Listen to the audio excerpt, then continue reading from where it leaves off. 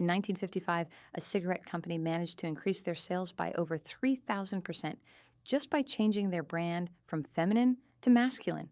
The Marlboro story isn't just about marketing, it's about how one company rewrote the rules of gender identity itself. That transformation is absolutely fascinating. How does a brand go from marketing delicate white gloves and lipstick protection to becoming the ultimate symbol of rugged masculinity? Well, it all started with fear. When that 1952 Reader's Digest article about cancer came out, it created this perfect storm. People suddenly wanted filtered cigarettes, but men wouldn't touch them because filters were seen as feminine. So they had the right product at the right time, but completely the wrong image? Exactly. And that's where Leo Burnett comes in with this brilliant insight. He looks at their mild as May slogan and says they're basically selling flowers in a knife fight. So he asks this simple question: what's the most masculine image in American culture? And they land on the cowboy, this perfect symbol of independence and strength. You know what's fascinating? They didn't just change their advertising, they completely rewired how people thought about gender. Right? And the numbers are just staggering. In just 1 year, they went from less than 1% market share to becoming one of the top 3 cigarette brands. The genius was in the subtlety. No medical claims, no fancy science, just this powerful archetype of the American cowboy. The way they executed it was so clever too. Using real ranchers with weathered faces, minimal dialogue, they let the silence do the talking. And here's where it gets really interesting. They took this uniquely American symbol and made it resonate globally.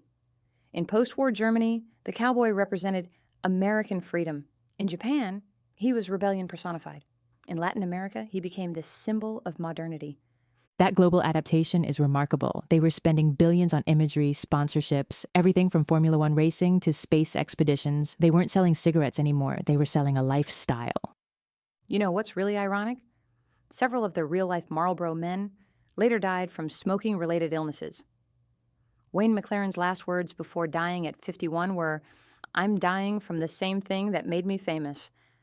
That's absolutely heartbreaking. But what's fascinating is how those deaths didn't hurt the brand. Why do you think that is? Because by then, Marlboro wasn't selling cigarettes. It was selling identity.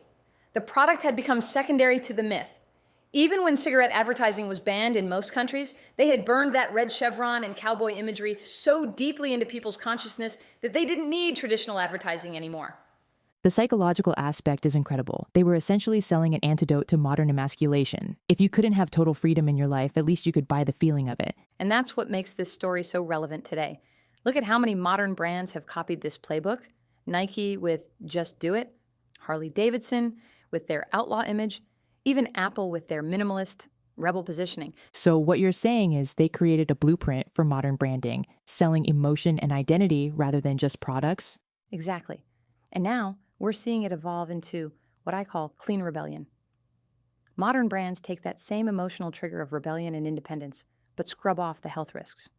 Red Bull doesn't say, die trying. It says, live wildly.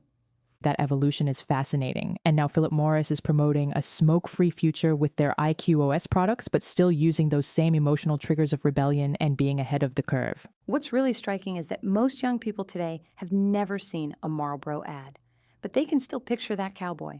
The hat, the dust, the silence, it's become this universal symbol that transcends the product itself. That really speaks to the power of archetypal marketing, doesn't it?